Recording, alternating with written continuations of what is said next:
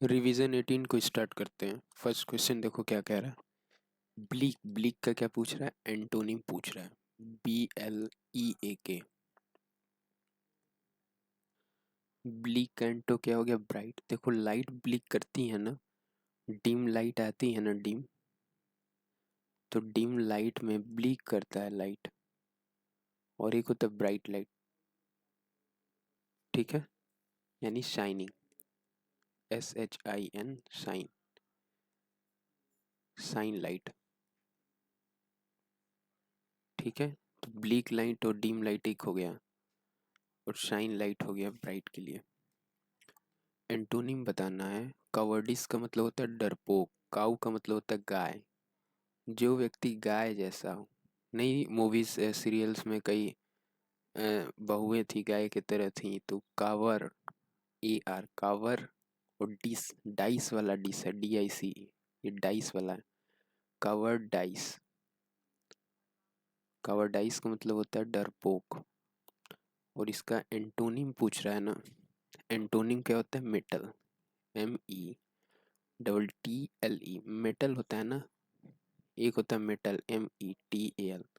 Metal का मतलब होता है जो कठोर हो। ठीक है, जो आसानी से फ्रेगाइल ना हो, कठोर हो। तो मेटल से मेटल बना है। इसका मतलब होता है हाई डिटर्मिनेशन, डिटर्मिनेशन।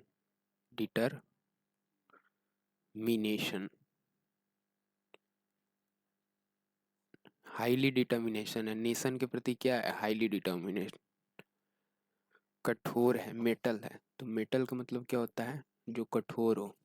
और डरपोक का मतलब क्या हो गया, जो कमजोर हो, काऊ की तरह, गाय की तरह हो।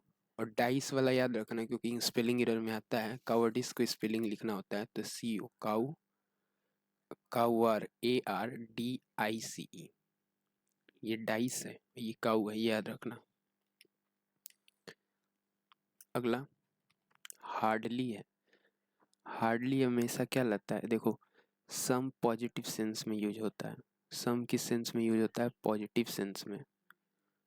और एनी नेगेटिव सेंस में यूज होता है। एनी का यूज क्या होता है, निगेटिव सेंस में। एनी निगेटिव सेंस बताता है, और सम पॉजिटिव सेंस बताता है। There is hardly any petrol left in my car. यहाँ हार्डली सम नहीं रहेगा, सम की जगह क्या रहेगा, एनी रहेगा। देयर इज हार्डली, अच्छा, any petrol, hardly any petrol रहेगा। ठीक है, hardly, HARD, hardly, scarcely, SCAR, scarcely, बेयरली, BAR, bare, barely. इसके साथ क्या, कौन सा प्रीपोजिशन लगता है, इसके साथ वेन लगता है। हार्डली, स्कर्सली, बेयरली, इसके साथ कौन सा प्रीपोजिशन लगता है, वेन। हार्डली, स्कर्सली और बेयरली के साथ कौन सा प्रीपोजिशन लगता है, when. Waterfall, a steep descent of water of a stream or river। किसी भी रिवर का जो स्ट्रीम होता है, नहीं होते, जब रिवर पहाड़ों से नीचे की तरफ गिरती है तो हाई स्ट्रीम के साथ गिरती है, उसके कई स्ट्रीम्स निकलते हैं, उसे क्या बोलते हैं, waterfall. Waterfall, a steep descent of water of a stream or river। a steep descent of water of a stream और रिवर क्या हो जाएगा, वाटरफॉल। इरेक्ट, इरेक्ट होता है ना, इरेक्टाइल, इरेक्टाइल से इरेक्ट बना है, ERECT, ERECT। इरेक्ट का मतलब क्या है, इरेक्टाइल। जैसे कोई चीज हो, मान लो कि जिसका साइज बढ़ जाए, इरेक्टाइल कहते हैं उसको। क्या बोलते हैं, रेस। रेस का मतलब बढ़ना। डिजीज भी इरेक्ट होता है ना, DEASE। डिजीज क्या होता है, इरेक्ट होता है। इरेडिकेट होता है, डिजीज क्या होता है, इरेडिकेट, फैलना। डिसीज क्या होता है, फैलता है। कोई भी वायरस, डिजीज क्या होता है, फैलता है। तो वो इरेक्ट का मतलब क्या होता है, बढ़ना, फैलना, रेस करना। साइनो पूछा है। Something that can not be avoided, जिसे अवॉइड नहीं किया जा सकता है। Something that is can not be avoided, इसको क्या बोलेंगे? इनइवाइटेबल। इनइवाइटेबल, जिसे आसानी से अवॉइड ना किया जा सके, इनइवाइटेबल। ठीक है, अगला क्या हो गया? In the long run. In the long run, in the what? Long run. इसका मतलब क्या हो गया? इवेंचुअली। इवेंचुअली होता है ना in the long run. In the long run का हिंदी क्या होता है? इवेंचुअली। अब कुछ मैथ्स के भी क्वेश्चन इसमें आ गए हैं, उसको भी देखते हैं। एक स्कूल प्रबंधन 40 दिनों में एक नया स्कूल भवन बनाने का निर्णय लेता है। शुरुआत में 100 आदमी लगाते हैं 35 दिनों के। मान लो इस टाइप के क्वेश्चंस को कैसे करते हैं? मान लो कि आदमियों की एफिशिएंसी क्या है? आदमियों की एफिशिएंसी है, एक आदमी की एफिशिएंसी मान लो 1 है। एक आदमी की एफिशिएंसी क्या है? 1 है। 100 आदमी की एफिशिएंसी क्या हो गया? 100। और 35 दिनों में बना रहे हैं, ये टोटल वर्क हो गया। देखो क्वेश्चन की फर्स्ट लाइन क्या कह रही है? 100 आदमी लगते हैं तो 35 दिनों, तो 40 दिनों में एक स्कूल बन के तैयार हो रहा है ना। चल, इसका कॉन्ट्रैक्ट है 40 दिनों के लिए। इसे ऐसे करो कि देखो 100 लोग, एक आदमी की एफिशिएंसी 100 है, तो 35 दिनों तक काम किए होंगे तो कितना वर्क किए होंगे? 35। इतना वर्क किए होंगे ना, इसे अभी टोटल वर्क ना मानो, इतना वर्क किए होंगे। दूसरी केस क्या हो गया? कह रहा है कि और निर्धारित समय के भीतर निर्माण पूरा करते हैं। अच्छा, कह रहा है 100 आदमी, शुरुआत में 100 आदमी लगते हैं और 35 दिनों के बाद, तो 35 दिनों तक 100 आदमी का कार्य किए थे, तो कितना कार्य किए? 100 मल्टीप्लाई बाई 35। उसके बाद 100 आदमी और लगते हैं, 100 आदमी और लगते हैं जो निर्धारित समय के भीतर निर्माण कार्य को पूरा करते हैं। तब 100 लोग और लगे होंगे तो कितना हो गया? अब 200 लोग हो गए ना। और 40 दिनों का कॉन्ट्रैक्ट था। कॉन्ट्रैक्ट कितने दिनों का था? 40 दिनों का था ना। तो 15 दिन बचा है, नहीं 5 ही दिन बचा है ना। तो ये 5 दिन वर्क किए होंगे, ये टोटल वर्क हो गया 3500 और प्लस 1000। 5 दूना 10, 1000 हो गया ना। टोटल कितना हो गया? 4500। 4500 यूनिट का क्या हो गया? टोटल वर्क हो गया। अब कह रहा है यदि उन्हें अतिरिक्त लोग को नियुक्त नहीं किया होता, 100 ही लोग काम किए होते तो कितना दिन में करते? तो अगर 100 लोग काम किए होते तो इतना यूनिट करना था, तो 0 से 0 कट जाता, 45 दिनों में करते ना, 45 डेज में। टोटल 45 डेज में करते हैं। पूछ कितना रहा है? निर्धारित समय से कितनी देरी होती, तो 5 दिन और एक्स्ट्रा लगता। तो यही क्वेश्चन ना। अगला क्या कह रहा है? एस एक कार्य को 50 दिनों में पूरा कर सकता है। टी उस कार्य को 40 दिन में कर सकता है। एम उस कार्य को 30 दिन में कर सकता है। एलसीएम ले लो, टोटल वर्क पता चल जाएगा। 50, 40 और 30 का, ये डेज है ना। डेज का एलसीएम ले लेते हो तो क्या पता चलता है? Total work. टोटल वर्क कितना यूनिट का हो गया? 600 यूनिट का हो गया टोटल वर्क। यहाँ से एफिशिएंसी निकल गई, 12 पचे 60, 15 चौका 60 और 20 तिया 60। कह रहा है कि एस सप्ताह के सभी दिन काम कर सकता है। टी केवल सोमवार बुधवार शुक्रवार को, यानी टी 3 दिन काम करता है। एस 7 दिन काम करता है। एम केवल शनिवार रविवार को, एम 2 दिन काम करता है। सोमवार से काम शुरू हो गया, यह कितने सप्ताह तक चलेगा? कोई दिक्कत नहीं है, सप्ताह सोमवार से चला है तो कोई बात नहीं, सोमवार से चला देते हैं। तो सप्ताह के 7 दिन तो एस किया होगा ना, तो 12 यूनिट की इफिशियंसी से 7 दिन करेगा तो कितना यूनिट टोटल वर्क करेगा? 84 यूनिट करेगा। एक सप्ताह का हम पहले वर्क लिख रहे हैं। 1 week total work done by S, T और एम। तो एस तो 7 दिन कर रहा है 12 की इफिशियंसी से, तो 84 यूनिट करेगा। ये एस का हो गया।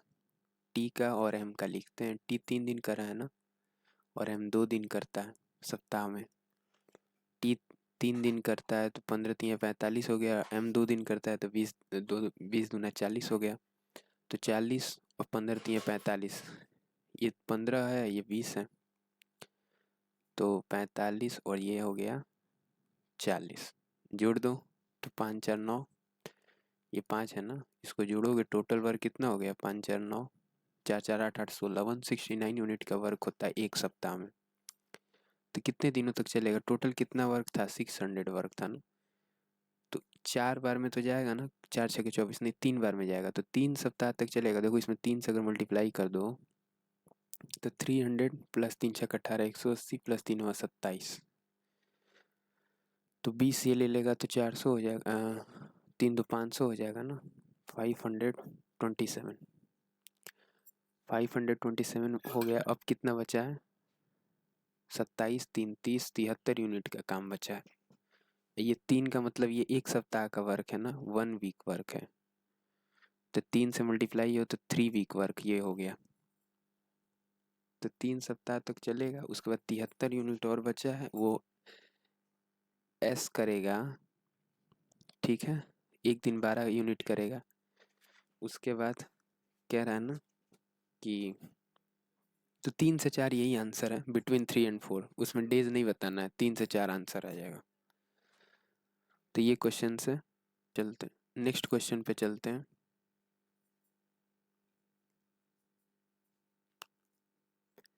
कह रहा है जब ब्याज वार्षिक रूप से चक्रवृद्धि हो, 20% वार्षिक चक्रवृद्धि ब्याज की दर से कितने वर्ष में इतना से इतना होगा?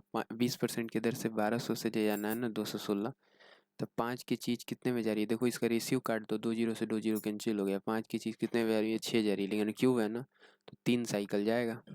आंसर बताई है। 10 व्यक्तियों ने में से 9 व्यक्तियों ने अपने नाश्ते पर 15 रुपए खर्च किए, तो 15 9 135, 135 रुपये टोटल खर्च हुआ होगा। 10 में से 9, एक जो बचा होगा वो कितना किया? 10वें व्यक्ति ने उन सभी के औसत व्यय से 9 अधिक खर्च किया। भाई 9 लोग 15 रुपए खर्च किए, 9 लोगों ने अपने नाश्ते पर, ईच ऑफ 15 ईच है ना, तो 9 लोग का औसत तो 15 ही हो जाएगा। 10वां ने क्या किया? 9 अधिक किया, तो 15 और 9, 9 5 14, 24 यूनिट, 24 रुपया खर्च किया है 10वां व्यक्ति, 10th पीपल।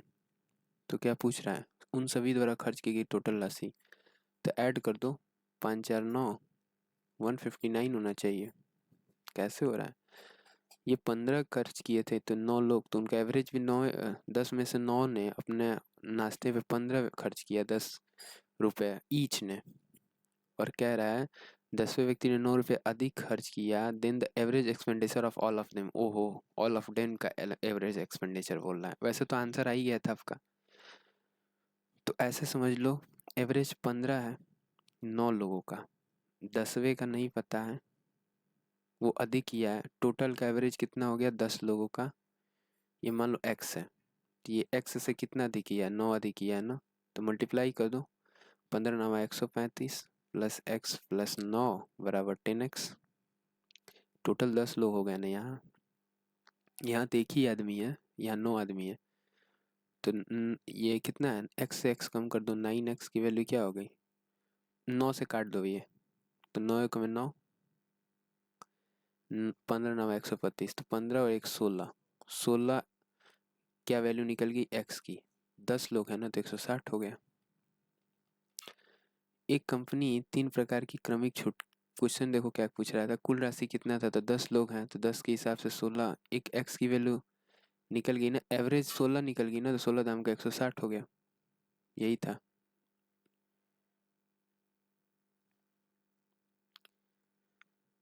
एक कंपनी द्वारा offers 3 types of successive discount, एक तो 25 5 का दे रहा है, फिर एक 20 10 का दे रहा है, 15 15 का दे रहा है। देखो सम सबका 30 30 आ रहा है, इसका भी 30, इसका भी 30, इसका भी 30। कैसे करेंगे? पूछ रहा है कि विच इज बेस्ट ऑफर, कौन सा बेस्ट ऑफर होगा? सक्सेसिव क्या होता है? X plus Y plus X by Y 100, लेकिन डिस्काउंट के केस में क्या होता है? ऐड तो सबका 30 ही हो रहा है, 30 30 30, लेकिन निगेटिव साइन चला जाता है ना। और कितना होता है? जिसका सबसे कम होता हो, तो 15 15 या 225, 0.25 हो गया। बाई 100 करोगे ना, 15 गुणे 15 बटा 100 निगेटिव साइन के साथ जाएगा। उसी तरह 15 5 25 5 125, 1.25, ये 200 हो गया। तो सबसे कम तो यही वाला हो गया ना। इसमें क्योंकि ये सब तो घटेगा तो डिस्काउंट और कम कर देगा, तो यही सबसे बेस्ट ऑफर रहेगा, 25 और 15 5 वाला। इस टाइप के क्वेश्चंस को कैसे करना है फटाक से दिमाग में रख लो, जिसका मल्टीप्लिकेशन छोटा आ जाए। 25 5 125 ऐसे लिख देना, 15 25 225, 15 15 या 225 हो गया, ये 25 गुणे 5 है, ये 15 गुणे 5 है, और ये क्या, एक क्या था 20 गुणे 10, जिसका मल्टीप्लिकेशन कम आ जाए, ये सबसे कम है ना, बस वही बेस्ट ऑफर होगा। चार अभाज्य संख्या आरोही क्रम में व्यवस्थित की जाती, पहली तीसरी संख्याओं का गुणनफल, पहली तीन संख्याओं का गुणनफल, मान लो ए बी सी डी चार अभाज्य संख्या है, ए बी सी का गुणनफल और अंतिम तीन संख्या बी सी डी का गुणनफल कितना है, ये है, ये 225 है, और ये क्या है 1955 है। क्यों डिवीजन में लिए हैं, ताकि हमको पता है कि डिवाइड करना पड़ेगा तभी कैंसिल होगा। देखो BC से BC कैंसिल हो जाएगा, इसको गोले में बना लो, इस BC से ये BC कैंसिल हो जाएगा। A/D की वैल्यू क्या मिली, ये 9 का मल्टीपल, देखो 5 4 9, तो ये 9 गुणे 9 दूना 18, 8 4 12, 9 5 45, और डिनोमिनेटर में ये देखो 9 है, 5 5 10, 1 11 और 9 20, तो नीचे तो 5 का मल्टीपल 9 का मल्टीपल नहीं है। सबसे बड़ी अभाज्य संख्या बताओ, तो सबसे बड़ी संख्या क्या होगी, D होगा ना, इसको फैक्टर कर दो, 5 से काटो, 5 तिया 15, 4 9 45, 5 1 में 5, तो जो 5 5 25 हो गया, ठीक है, 9 45 बटा 391, ये काटना चाहिए ये नंबर, 31 काटेगा, 31 से कम 31 और 6 1 नहीं काटेगा, ये गलत, 17 दूना 34, 17 ते 51, 17 काट सकता है, 29 काटेगा, 29 भी नहीं काटेगा। इस क्वेश्चन में एक एरर हो गया, ये हमने जो उतारा है ये गलत उतार दिया है, 5 है, ये 5 है ना, तो 21, ये 5 से काटो, 5 5 25, ऐसे छोटो, मान लो सबसे बड़ी संख्या क्या होगी, यही होगी ना, क्योंकि D क्या है, D बड़ा है ना, और A क्या है, छोटा है। देखो 225, ये जो भी हो 1955, तो सबसे बड़ा तो D है, इसको 5 से काटो, हमको बड़ी संख्या चाहिए ना, तो 5 से काटो, 5 3 15, 4 9 45, 5 1 में 5, ये हो गया, तो इसको भूल जाओ। अब इसको और फैक्टराइज कर सकते हैं, देखो 23 से काटोगे तो चला जाएगा, 31 से नहीं जाएगा, 17 34 और 5 17 51, 17 से भी चला जाएगा, लेकिन ऊपर वाला 17 से जा रहा है, सबसे बड़ी संख्या चाहिए ना, तो 5 तो ऊपर में भी चला जाएगा, 5 से अगर इसको काट दोगे तो 5 चौका 20, 5 9 45, 5 चौका 20, 5 5 25, 45 हो जाएगा ना, ये नहीं कटेगा, तो नीचे डिनोमिनेटर ये क्या, सबसे बड़ी अभाज्य संख्या चाहिए, तो ये 17 से काटोगे तो 17 3 17 दूना 34 और 5 39, 17 होना चाहिए, 29 से तो नहीं कटेगा, क्योंकि फिर 10 101 हो जाएगा, 9 दूना 18, 9 3 27, 29 में से नहीं कटेगा, 23 से कट रहा है, 23 का में 23 और 17, 3 3 के 9, 3 9 27, 23 से काटोगे, सबसे बड़ी अभाज्य संख्या ऊपर 5 से काटे तो 5 चौका 20, ये फिर ये गलत उतार दिया ना, 5 है, तो 5 5 25, 5 1 में 5, अब 17 से कट जाएगा, तो 17 भी नहीं होगा, क्योंकि 17 3 51, 17 से कट गया, ऊपर 3 हो गया, तब ये नीचे वाला भी कट जाएगा, 23 बार में जाएगा, 17 दूना 34, 17 3 51, 23 बार में जाएगा। हाँ, तो उतारना सही है। पिछला क्वेश्चन एक क्वेश्चन जो था ये वाला, इसमें पूछ रहा था ना कि उन सभी द्वारा खर्च की गई कुल राशि क्या है, तो जो भी राशि होगी वो 10 का मल्टीपल होगी ना, मल्टीपल पे अगर हम बात करें तो 10 का मल्टीपल होगी, तो आंसर एक ही था जो 10 का मल्टीपल था, बाकी इसमें कोई दम नहीं था, इजी क्वेश्चन था। अगला चलते हैं, ये 1,000 मीटर की रैखिक दौड़ में सलोनी ने श्वेता को 100 मीटर से हराया, सलोनी, तो सलोनी को N से लिख रहे हैं, श्वेता को T से, T फॉर श्वेता लास्ट वाले से भी लिख दिया जाता है कई बार, और सोनम को M से लिख दो, तो 100 मीटर 1,000 मीटर की दौड़ में ये 100 से काटोगे तो ये 10 गई होगी, तो ये 9 गई होगी, श्वेता को हराया है ना, तो श्वेता हारी है। श्वेता ने सोनम को 150 मीटर से हराया है, 100 मीटर की दौड़ में ये 150 मीटर से हार रही है, जीरो से जीरो जब काट दोगे इसको तो 5 × 15 5 बीस है 100। अगर ये 20 जा रही है तो 3 कम जा रही होगी 17 जा रही होगी, तो यहाँ लिख लो अगर ये 20 जा रही है तो ये 17 जा रही होगी। सोनम हारी है ना। 17 9 134, 9 दूना 18 180 और 20 दूना 200। ये रेशियो आ गया उनके डिस्टेंस का। तो उस दौड़ में सलोनी ने सोनम को कितने दौड़ से हराया है? तो 200 की वैल्यू क्या है? 1000 है। हमको बताना इसका गैप कितने का हो रहा है। 6 ऐड कर दोगे तो 40 और 6 66। तो कहीं गड़बड़ नहीं हो रहा है ना। 6 4 10 क्या हो जाएगा? 6 ऐड कर दोगे तो 40 और 6 66 ही तो होगा। तो 33 यहाँ हो गया और 2 जीरो चला गया। 330 आंसर आना चाहिए ना। 17 9 153 होता है ना। 153। गैप कितने का हो गया? 7 47 का गैप हो गया। तो 47 से जब करोगे तो ये तब कट जाएगा। तो फिर ये 0 0 5 बार में ये जाएगा। 5 चौका 20, 5 7 35। ठीक है, टेबल सही से लिखना। 15वीं पारी में 97 रन बनाता है, इस प्रकार उसका औसत 5 से बढ़ गया। 15वीं पारी में 97 रन बनाया तो औसत 5 से बढ़ गया है। तो डेविएशन तो नहीं पता है। डेविएशन अपन टोटल कितना है? 15 टोटल नंबर। ये क्या होता है? एवरेज का। हम लोग ऐसे बोलते हैं ना कि लिख लो पहले डेविएशन बटा एन। एन क्या? Total number of hundred. ये क्या नंबर? ये क्या बताता है? इंक्रीज और डिक्रीज इन एवरेज। अब देखो 5 से बढ़ा है ना। डेविएशन नहीं पता। डेविएशन हम लोग एज्यूम्ड मीन से निकालते हैं। 15 है तो 15 बचे 75। अब 75 बनाया है ना। 75 का डेविएशन आ रहा होगा तो एज्यूम्ड मीन क्या होगा? मान लो एज्यूम्ड मीन x होगा। x माइनस जो भी होगा d, ये डेविएशन होगा। लेकिन पूछ रहा है ना 15वीं में कितना रन बनाया है? 97 रन बनाया है। तो 97 माइनस कर दोगे इसको। डी एक्स की वैल्यू क्या है? 97 हो गई ना। इसमें से कम करोगे तो 27 आ जाएगा। कहीं कुछ गड़बड़ तो नहीं हो रहा? रुको रुको, इसको बेसिक से करते हैं। बेसिक क्या कह रहा है? 14 पारियों का रन नहीं पता आपको। 15वीं में 97 बताया है। एवरेज कितने से बन, मान लो 14 का एक्स था तो एवरेज अब टोटल मिला कितने से बन गया? X plus 5। बस मल्टीप्लाई कर दो। 14x प्लस 97, इसकी वैल्यू क्या होगी? 15x प्लस 15 पचे 75। कम करोगे यहाँ से तो x की वैल्यू क्या हो जाएगी? 75 में से 7 में से 5 गया तो 9 में से 22। इसका आंसर आना चाहिए। क्यों? 15 पचे 75 ही हुआ ना। अगर यही उल्टा कर दें, मान लें कि 14वीं पारी में a-5 रन बनाया है, क्योंकि 15वीं में a बना है।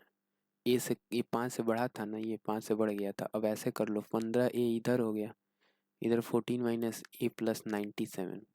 14 माइनस ए प्लस 97। ठीक है,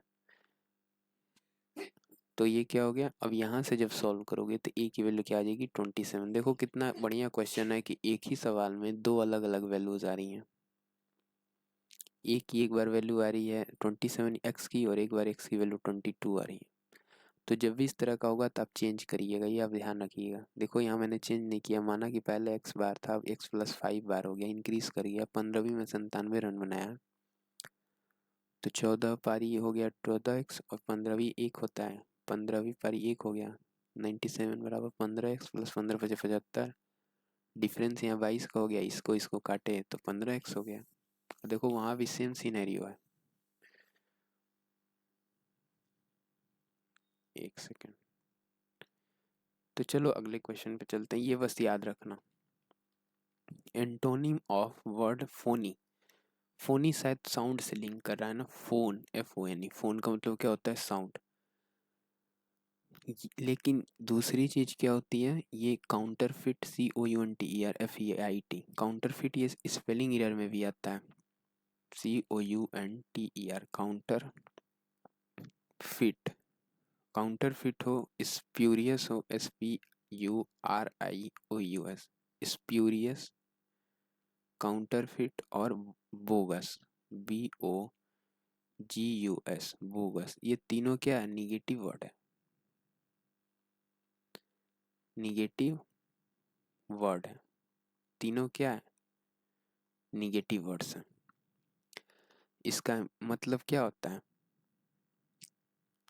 बेकार। बोगस का मतलब क्या होता है? बेकार, फेक, फोर्ज्ड। फोर्जरी नहीं होता है, उसे बनता है फोर्ज, FORGED, फोर्ज्ड, फोर्जरी से बना है। फोर्जरी नहीं की करते हैं कई लोग, फोर्जरी करके पकड़े जाते हैं, फराडगिरी, फॉल्स, फेक, ये सारी चीजें साइनो है। ये सारी चीजें क्या है? फर्स्ट काउंटरफिट, ये सब साइनो है किसका? फोर्जरी का, FORGED। बोगस का भी मतलब होता है बेकार, स्प्यूरियस का भी मतलब होता है, काउंटरफिट का भी मतलब होता है। जेन्युइन एक अलग वर्ड है। जेन्युइन का मतलब क्या हो गया? जो जेन्युइन हो, ट्रू हो, ट्रस्टवर्दी हो। और फोनी का मतलब क्या हो? जो फेक हो, जो जेन्युइन ना हो, ठीक है, फेक हो। तो ये सारे साइनो थे किसके? फोनी के। फोनी का मतलब क्या होता है? जो ट्रू ना हो, फेक हो, फेक, ठीक है। बोगस का क्या हो गया? Fake, true.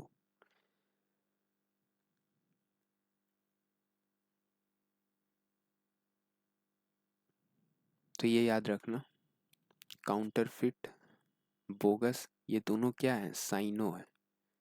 काउंटरफिट और बोगस क्या है? दोनों साइनो है। लिख लो, COUNTER, काउंटरफिट, FEIT, ये याद रखना, स्पेलिंग एरर में आता है। और बोगस, ये साइनो है। फेक, फोर्ज्ड, FOR, फोर, और GED, फॉल्स। तो यही पूछा था कि जेन्युइन का बता दो क्या होगा, तो बोगस हो जाएगा, काउंटरफिट, ये साइनो थे। जेन्युइन और एंटोनिम बताना था ना, एंटोनिम जेन्युइन का क्या होता है? फोनी, फेक। देखो फोनी लिखो, PHONY, फोनी का मतलब क्या हो गया? फेक। ये भी साइनो ही है, ठीक है। तो ये याद रखो कि फेक, फोनी, काउंटरफिट, ये सब साइनो थे इसके। और इसका एंटो पूछा था ना, तो एंटो क्या हो गया? जेन्युइन हो गया। अगला, ये क्वेश्चन पूछ रहा है ना, the error in the sentence much water have. देखो वाटर्स लगा है, वाटर्स का मतलब होता है ओशियन। वाटर एक अनकाउंटेबल नाउन है, लेकिन वाटर्स क्या है? कॉमन नाउन आ जाता है, कॉमन नाउन। वाटर क्या है? एक मटेरियल नाउन है। वाटर्स क्या है? एक कॉमन नाउन है। वाटर्स का मतलब क्या हो गया? ओशियन। वर्क का मतलब होता है काम। वर्क्स का मतलब क्या होता है? जहाँ पे कार्य किया जाता है, ठीक है। सैंड का मतलब होता है रेत, और सैंड्स का मतलब होता है रेगिस्तान। सैंड्स का मतलब क्या होता है? रेगिस्तान। आयरन का मतलब होता है लोहा, आयरन्स का मतलब होता है जंजीर। सैंड रेत होता है, तो सैंड्स क्या हो गया? रेगिस्तान। रेत से क्या बना है? रेगिस्तान, सैंड्स। उसी तरह वाटर से क्या बना है? पानी। और वाटर से क्या बना है? समुद्र, ओशियन, वाटर्स, ओशियन। उसी तरह आयरन का मतलब हो गया लोहा, और आयरन्स का मतलब क्या हो गया? जंजीर,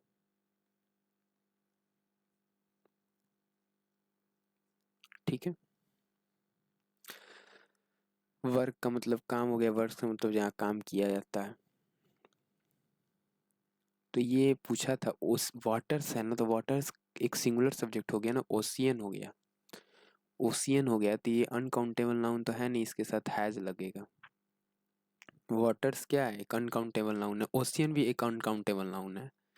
चाहे वाटर हो चाहे ओशियन हो, ये अनकाउंटेबल नाउन है, तो इसके साथ ऑलवेज क्या लगेगा, सिंगुलर सब्जेक्ट लगेगा। अनकाउंटेबल नाउन हमेशा क्या लेता है, सिंगुलर सब्जेक्ट लेता है, चाहे वाटर हो या फिर वाटर्स हो, ये दोनों क्या है, अनकाउंटेबल नाउन है। अनकाउंटेबल क्या लेता है अपने साथ, ऑलवेज सिंगुलर सब्जेक्ट लेता है, सिंगुलर वर्ब लेता है, सब्जेक्ट नहीं, सिंगुलर वर्ब लेता है ऑलवेज। अनकाउंटेबल नाउन ऑलवेज अपने साथ क्या लेता है, सिंगुलर वर्ब लेता है। लिख लो, अनकाउंटेबल नाउन ऑलवेज अपने साथ क्या लेगा, सिंगुलर वर्ब लगेगा। ये हो गया कॉन्सेप्ट आपका, ठीक है। ये कॉन्सेप्ट दिमाग में रखिएगा, ठीक है। बस यही था क्वेश्चन। अगला क्या कह रहा है, ये क्वेश्चन है मैथ्स का, अगेन आ गया, लास्ट क्वेश्चन यही रहेगा। बेनी एक काम को 24 दिनों में कर सकती है, चेतन और डेविड कम से 36 और 48। एलसीएम ले लो, 24, 36 और 48 का 144 एलसीएम होता है। 24, 36, 48 का एलसीएम क्या, देखो 24 और 48 का एलसीएम तो 48 ही हो गया, और 48, 36 का एलसीएम निकलोगे तो 8 48, 12 3 36, 12 चौक 48, मल्टीप्लाई कर दोगे तो 4 3 12, 120, 4 6 24, 4144, ये एलसीएम होता है। तो यहाँ से इफिशियंसी पता चल जाएगी। क्या पूछा है, वे सभी एक साथ काम करना शुरू करते हैं, हालांकि बेनी काम पूरा होने से 4 दिन पहले काम छोड़ देती है। तो बेनी मान लो कि टोटल एक्स डेज में काम हुआ होगा, टोटल काम कितने दिनों में हुआ होगा, एक्स डेज में। तो ये 24 के हिसाब से 144 कितना जाएगा, 12 बढ़िया 44 से 12 का आधा 6 की इफिशियंसी इसकी होगी। 16 8 128, 16 9 144, 16 12 बढ़िया 44 से 12 3 6 3 चौका 12, 4 की इफिशियंसी इसकी हो गई। 24 दूना 48 है, 12 गुणे 2, 24 और दूना 48, तो 3 की इफिशियंसी इसकी होगी ना, क्योंकि 12 से काटोगे तो फिर 4 बचेगा, 3 3 की इफिशियंसी होगी। तो बेनी कितना दिन काम शुरू होने से 4 दिन पहले काम छोड़ दिए, तो बेनी कितना दिन काम किया, x-4 की इफिशियंसी से, और इफिशियंसी कितनी है 6, प्लस चेतन काम पूरा होने से 10 दिन पहले काम छोड़ता है, चेतन की इफिशियंसी क्या है 4, 4 की इफिशियंसी से x-10 डेज काम करता है, प्लस डेविड अंत तक किया, डेविड 3 की इफिशियंसी से x डेज तक किया, टोटल काम कितना था 144। बस यहीं से निकालना था, 4x 3x 7x और 6 7 6 13, 13x, इसकी वैल्यू क्या होगी, 6 चौका 24, 10 चौका 40, 24 और 40 ऐड कर दो, 4 4 8, 4 2 6 4, 10 208, 13 एक में 13, 13 78, एक्स की वैल्यू क्या हो गई 16 डेज, टोटल काम 16 डेज में हुआ है। देखो ये यूनिट डिजिट से हो जाता, क्यों, क्या मल्टीप्लाई करोगे 3 में, 3 6 18, 6 से मल्टीप्लाई करोगे तो आ जाएगा ना 18, यूनिट डिजिट से हो जाता। तो ऑप्शन अलग अलग थे ना। अगला क्वेश्चन क्या कह रहा है, वही वाला है, select the most appropriate option to fill in the blank. He was fortunate to get a good job as soon as he was out of college. जैसे ही वो कॉलेज से बाहर निकला वो बहुत भाग्यशाली था, फॉर्चुनेट, फॉर्च्यून, फॉर्च्यून से क्या बना है फॉर्चुनेट, फॉर्चुनेट का मतलब क्या होता है भाग्यशाली, फॉर्चुनेट का मतलब क्या हो गया भाग्यशाली, FOR फॉर, देखो फोर्ट का मतलब होता है किला, FOR for TUN tune, for tune net ATE, fortunate का मतलब क्या हो गया, फॉर्चुनेट का मतलब क्या हो गया भाग्यशाली, याद रखना। तो यहाँ क्या लगेगा fortunate, FOR for TUNATE, fortunate, इसका हिंदी क्या होता है भाग्यशाली,